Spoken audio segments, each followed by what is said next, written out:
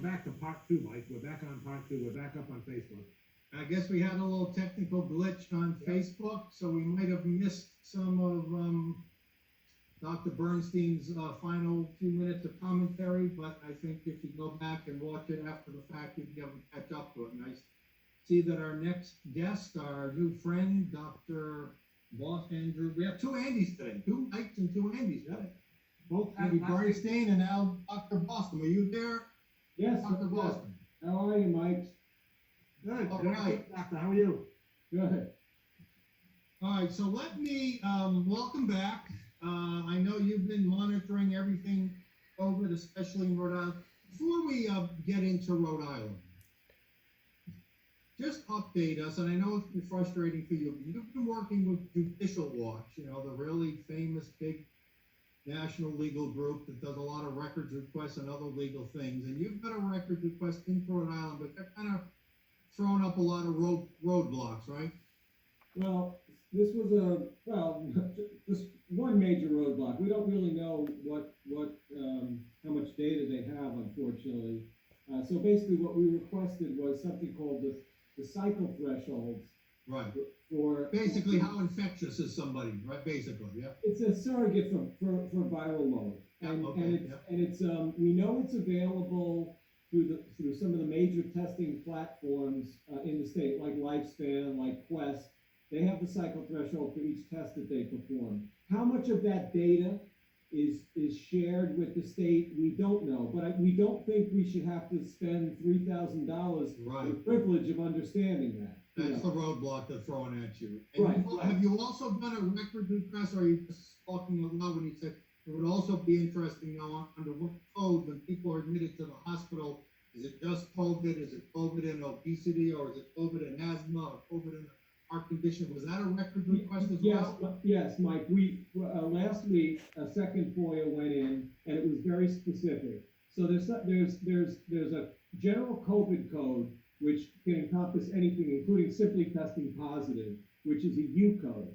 But then what we wanted was, in addition, we want to know which patients are admitted essentially with something that's acutely related to lung disease. So pneumonia, something called acute respiratory distress syndrome, lower respiratory tract infection, bronchitis. In other words, we want to know, what, if there's an acute respiratory problem for these admissions, or is it just under the general rubric of anything and a positive COVID test. So you sent me this image today. Apparently you think North Dakota is doing it right, because they tell you how many are hospitalized due to COVID. Exactly. And how many others are hospitalized who just happen to have COVID. But so North Dakota reports that. I assume you think that's good.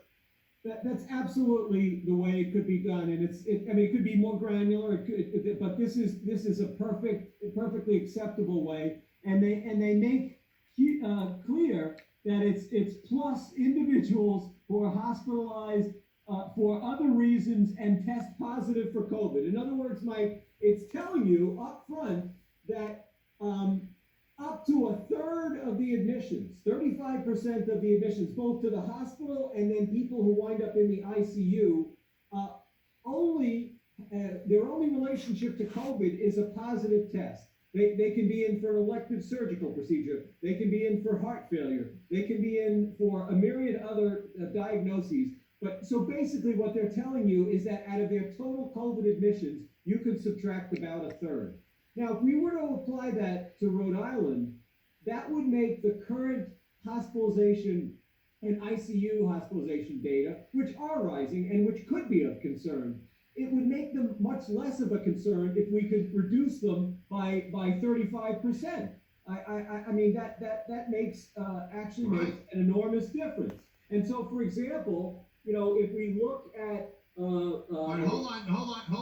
Let's go there again. I want to get to something else first. Okay, is that all right? Sure. And we'll let Mike guess. But let's use some numbers from the dashboard to see how this might apply. Well, okay, all right, but I want to get to that first. I want to raise it up to a more general level first. I want to then work our way into branding. So this is from one of the websites that puts it out. So here's Rhode Island, spiking cases in the spring, down in the summer, and you can see we're almost double where we were in the spring. Right, That's but the cases. Okay, Mike, so this should is a we function. be? This is Should a we be function of worried about testing. this? This is purely a function of testing when it's presented this way.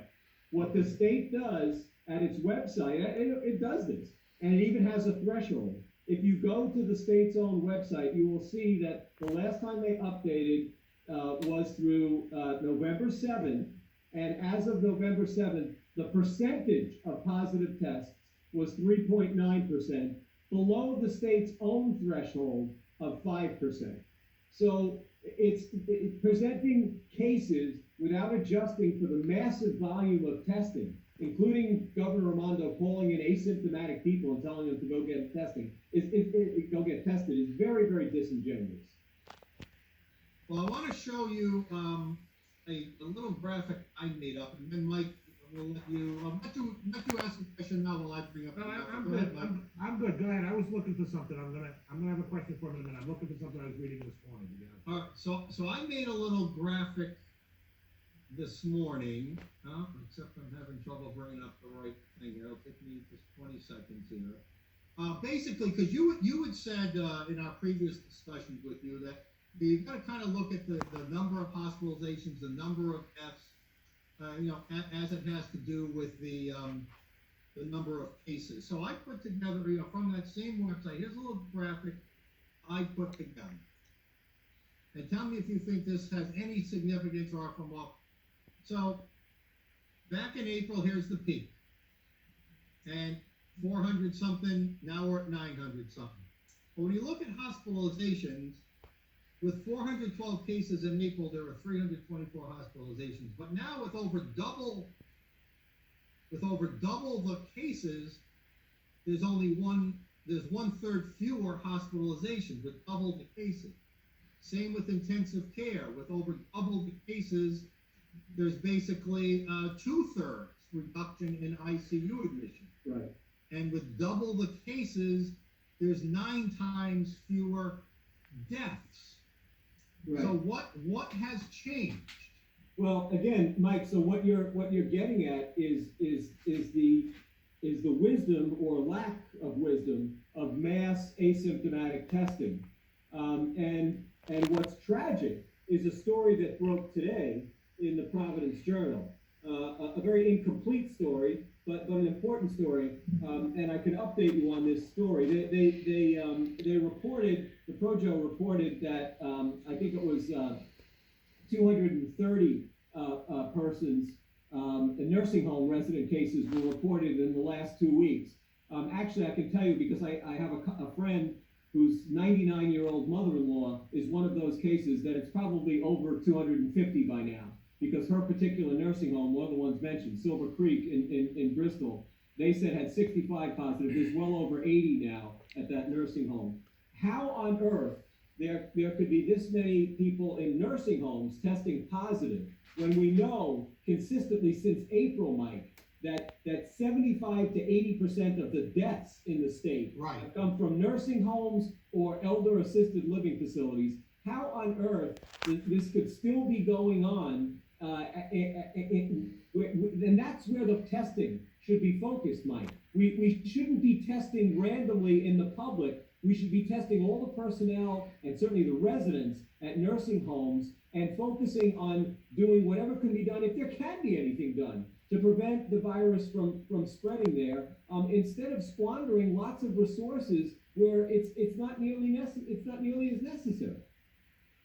And I think it's really a disgrace that this, by the way, this story breaks and they don't tell you how many of those now probably 250 positive cases are winding up in the hospital. There was one brief mention of 2 sad patients who are already on hospice care who succumbed. We don't know whether, again, if that's really from COVID or from their chronic, massive disabilities that put them in hospice care.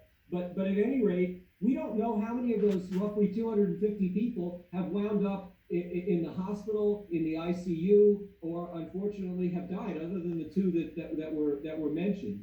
And this is not good journalism, but it's more lack of transparency on the part of the state, because as tragic as that is, Mike, if that's really what's contributing to any increase in the serious morbidity, not the positive test, but the ICU hospitalizations in particular and the deaths. In other words, if this cluster of nursing home patients is contributing, then it's tragic. But it's much more reassuring that if any of the increases in hospitalizations, ICU hospitalizations, and deaths are coming from the general population or disproportionately for some reason from that population. If this is just a repetition of the same cycle that we've seen since last April, that's it's bad. But it's certainly more reassuring that they're saying, oh my goodness, now this is really affecting the general population outside nursing homes. Mike? Oh, I was listening to him and enjoying it because also I think the fact that, once we talked about last week too, there's a lot more tests being done. So you're gonna see more positives in general anyways. And like you said, the asymptomatic versus the number, and what we talked about is getting that number. I've known people now that, somebody would have a test, he said test positive, I said, you get your number. And, well, what are you talking about? And I explained to him, and then I said, call back and get your number. I'm waiting to see what his number come back with, to see, and how contagious he is, or whatever he is. Not playing medical doctor by any means, but explaining to people that, you can have it and be a 40. Mike Collins, I can tell you, so far, knock wood, so good. My friend's 99-year-old mother-in-law in one of these nursing homes is asymptomatic, and they are demanding the cycle threshold, but so far they've been unable to get it. A couple of people have mentioned that and the nursing home staff have mentioned that they'll try and get it for them, etc. They understand what it is, but they still don't have the number. Meanwhile, all we can say is thank goodness the 99-year-old mother-in-law is okay and asymptomatic. Yeah. Take a look at this. Dr. Michael Font. I know, yeah. So did you see this article today? Here's what he's recommending. Isolate the infected in hotels. Basically a concentration camp for the infected. And what is infected, and what does he mean by infected? People who just test positive? Yep. Or people who have a clinical syndrome? No, just positive. Right. Yeah. You see, yeah. This first of all, this is just, to be blunt, this is moronic. Because it's not going to do a darn thing. If people are asymptomatic, you don't have to lock them up. They should know that they're positive and not interact. And again, it would be very helpful knowing if they're positive with a cycle threshold of say 25 or less. They probably have a lot of virus, and they certainly shouldn't be circulating. If they're positive at a cycle threshold above 35, it's well nigh meaningless. Of course. All right.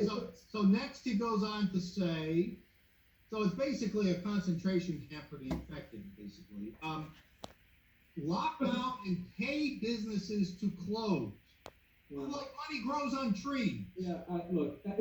We've been through this before. It's when people repeat failed strategies that destroy economies, do nothing to really anything to really blunt the virus. We had this huge surge in the spring under all these conditions. I don't understand why they're unwilling to look self-critically at the evidence that was an abysmal failure. The state suffered not only from coronavirus but from the profound economic effects, and then they can look at other states. You don't have to go overseas to Sweden. You can look at other states, much more complex states, larger populations of the elderly, like Florida, and we have a much higher mortality rate than Florida does per capita, and Florida is booming because they have a governor who actually does follow the science and who made yeoman efforts to protect the elderly, which isn't easy, but he was more successful than they were in this much smaller state, and without the profound economic consequences. So I don't understand why people aren't willing to adjust when they're confronted with failure. I really don't understand that. I'll just read Dr. Fine, one of his statements in here, and it's symptomatic people belong in out of home isolation hotels, Mike, to fortify Yep. And totally contrary to what, Dr. Here is saying. Yeah, the 24-hour turnaround and testing to be most effective. Says states should stop symptomatic testing unless a person needs hospitalization. I don't even understand what that means. You shouldn't test symptomatic people. You should just put them in the hospital. What if they have something else? Well, exactly. I mean, what if they have community-acquired pneumonia? It still exists. There's actually been very little flu so far this fall. COVID, these weird phenomena happen. COVID seems to be replacing seasonal flu for some bizarre reason. All right, now take a look at this one. Keep schools open, but expand testing. So if a fourth grader gets a positive test, does he or she have to go to the concentration camp hotel? Be separated from That's the only silver lining, What Mike. logic is this? What is this? Mike, but the only silver lining is that maybe one thing that they learned from the spring is that it's critical to do the best you can to keep schools open. Yep. But Keep everything open. As I have come to call it, the one good thing the Department of Health did in the last couple of days that I'm proud of them for doing was they refused to give in to the teachers union, what I call panic pornography, over this tragic death of this Woonsocket school secretary. The Rhode Island Department of Health, which does seem to have a vested interest in trying to keep the schools open. As bizarrely as they're doing it, they're trying to keep the schools open. They rushed in and said, look, this unfortunate woman was not, the kids were studying remotely, and this unfortunate woman had multiple comorbidities, which contributed to her death from coronavirus. So, in the case So they helped quell the hysteria because it matched her again. Well, one would have to assume that because they do want to try and keep schools open because that's even more of a disaster when you close schools. And there's also a grudging realization that when it comes to kids, certainly K through 12 or certainly through age 16 or so, there's no question whatsoever that coronavirus is more benign even than seasonal flu. And this may have to do with... That was a question. Among healthy and younger population, how different is this from the flu? Well, amongst kids, it's much more benign than the flu, including seasonal flu. And this is well established now. And it may be because kids, particularly kids 16 and younger, get so many coronavirus colds that now there's the grudging acknowledgement that that's probably giving them some cross-reactive immunity. In other words, the human coronaviruses, there are about 5 that circulate regularly before COVID-19 and typically cause a cold flu syndrome, about 30% of colds, 15 to 30% of colds. Kids tend to get more of them than adults, and so maybe they're getting some cross-reactive immunity from that. But overall, in terms of people less than 70, who are essentially healthy or don't have major comorbidities, yes, indeed, coronavirus behaves very much like influenza, with a case fatality ratio that's equivalent to influenza, about 0.05%, maybe a little bit higher. So somewhere in that range of about 5 per 10,000. Now, once you get into the population, which I'm very concerned about, given this Projo report, all bets are off. It goes up disproportionately. It's a disproportionate killer of the frail elderly, relative even to influenza. Mike? Oh, no, it's amazing. Like I said, people. Doc, let me ask you a question. Is anybody from the state or any of those reaching out for any of your data? Or any of your it's been very disappointing so far. I don't care to mention their names now. We've mentioned them in the past, but I reached out to 2 state legislators, one in the Senate, one in the House. It's gone nowhere. A third one has been suggested to me. I mean, I'll try and reach out to her. I actually reached out, I forgot, to a fourth one, a Democrat. I reached out to two Republicans, one Democrat. Absolutely no follow-up. That was mostly about the stalled FOIA, but there are other issues that they even now that we have the template from North Dakota, even just putting that information out if it's true, now my assumption is that, if you go back and look at what North Dakota did, my assumption is that we are getting for Rhode Island just what they are calling the total. And, which would mean that we could effectively shave off about a third from our numbers for hospitalizations, ICU hospitalizations, and possibly even it tracks all the way through to death. But regardless, that's my working assumption, because the states have been given license by the CDC to just classify anyone who tests positive as having COVID, and for hospital reimbursement, if that person comes in, for an elective procedure surgically or for heart failure or something like that, and they happen to test positive for COVID, the state is within its rights to call that a COVID admission and charge for it. So that's the $13,000 per patient that I hear? That's I don't know what the reimbursement is, but there's a set reimbursement that they can get, and they're probably obligated to try and collect that. Now in terms of North Dakota, I don't think they've given up the reimbursement. All they've done is given a little more being more transparent about the data.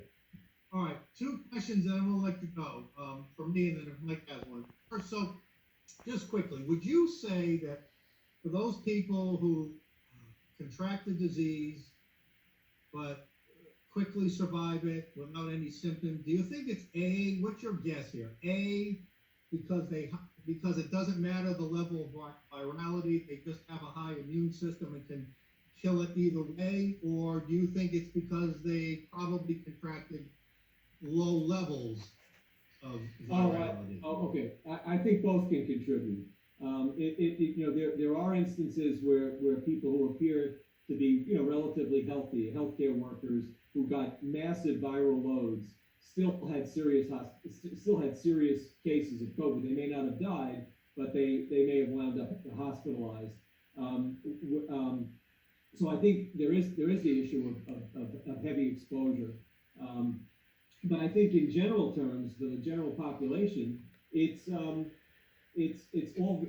forms of immunity that we would have, including previous exposure to related coronaviruses, I think that in countries that had earlier outbreaks with SARS-CoV-1, for example, some of the Asian countries, it appears as if they have a long-term they have a long-term immunity, particularly T-cell immunity, that help them have less serious cases. But the people that were infected in the first wave, even if some of their antibodies have waned by now, like 6 months or so since they were infected, they're going to have what are called memory B cells, which can produce antibodies if stimulated, and they're also going to have long-term T-cell immunity. So as the population has more and more exposure, there is going to be more resistance. So even though your antibodies might go down, your T-cell immunity probably goes up if you recover from it. Your T-cell immunity is long-lasting, but you also have an antibody form of immunity in the form of memory B cells. Okay. The other thing is how we define herd immunity. I think it's really, it's herd immunity on the basis of mass vaccination is very different than the herd immunity that's going to protect you enough so that you don't wind up with a serious hospital requiring infection or God forbid a fatal infection. So there's a broad spectrum of immunity, and what we really want in the community is the kind of immunity that at least is going to prevent people from the worst consequences of it. Mm-hmm. And that can happen naturally, and I think is happening naturally. Mike, you showed some of the data that would suggest that that's happening. In other words, despite all these infections, we're still, not quite to this point, not winding up with the same, per case or per positive test hospitalizations and deaths. So the governor was trying to scare us today. They're getting all these field hospitals ready again, anticipating a 5, 6, 10-fold increase. So last thing, so rather than being critical of the response, the government response of the government, I want to reshare this spike in cases, and I want you to give reassurance, talk to the people, not to the government of Rhode Island, talk to the people of Rhode Island and tell them in just a couple of sentences what they should make of this. I think, again, a lot of this, and your displays actually showed it quite well, Mike. A lot of this is a function of mass testing. And so, what is mass testing doing for us? I don't think it's particularly helpful. I think the resources are better spent, put into nursing home, both the residents and the patients. But there are some signs that we need to monitor. I mean, the percentage of positive tests, regardless if they're over testing, is going up slowly. But we have to pierce behind that veil too. What percent of those positive tests are in the very high cycle threshold range? Because those are much less concerning than if we're now getting a disproportionate number that are occurring at lower cycle thresholds and people are carrying more virus. We really need to see those data, and we also need to do, number one is, now that it's been done, Rhode Island should do what North Dakota did. That alone could help lend some sobriety to the whole discussion. Mike, do you have a final question for the doctor? Nope, I don't. All right. I really- Dr. Boston, I know you've got a lot of other data. We'll get to that another time. Keep sending them our way. Why don't we just pencil you in? If you can make it every Thursday, we'd love to have you on every Thursday. It should be no problem, guys. I'd love to do it. And, what I'm doing is I'm making Excel spreadsheets, pretty much each week and updating them. Because some of the trends do concern me, guys. I'm not gonna, I'm not in denial about this. But I just think that with a little more transparency, we can better interpret. My hunch is, again, based on what North Dakota did, and I don't see why that doesn't apply to the whole country. In other words, the totals from North Dakota are what we're getting from everybody, in the absence of breaking it down to with COVID or from COVID. I think the fact that you may be able to shave off about a third of those ICU and general hospitalizations would help. More transparent. I mean, you've isolated 3 kinds of data. This kind of data, the data, what's the viral load, people who are infected, and when people are, like you just said here, people admitted to the hospital, what other conditions do they have, and what was their, this all can really, this could really help reassure Rhode Islanders that it's not as bad as those charts. That's the point, right? It is the really point, it is knew the what point, the but data was, I do want to warn, this is typically the season when, if we Right. had a raging influenza year this year, you'd be seeing more hospitalizations. Unfortunately, that's the way the fall and winter are. And then it tends to drop off again as you get past January, February. So we may be in for some of that. The point is to be able to sort it out in a way that doesn't terrorize people. Yeah, we can understand what's really going on, good or bad, right? Good or bad. I've got one dumb question. Okay. If you was symptomatic with flu or had flu, can you get both? Can you have flu? Yeah, yes, there's probably some co-infection and that might be quite bad. Okay. And that's why we have to keep testing for flu. But there is this phenomenon that's been noticed in many parts of the world, unless it's a real problem with our flu testing. So far, we're seeing very, very little flu. There was one instance of this back when we had the swine flu back in 2009. And what happened was there was a lot of the common cold causing virus, rhinovirus. There was a lot of it, and the argument was, I read a paper out of France that it was sensitizing people's mucous membranes and actually acting as a deterrent to the swine flu. Now, I have no idea if that's happening again, but it's certainly not affecting, from all the testing we're doing, it's not affecting coronavirus. But coronavirus seems to have superseded what would have been the seasonal flu, unless it's going to happen later. Dr. Boston, thank you again, and send us data anytime you wish. Thank you. Take care. Bye. Thank you.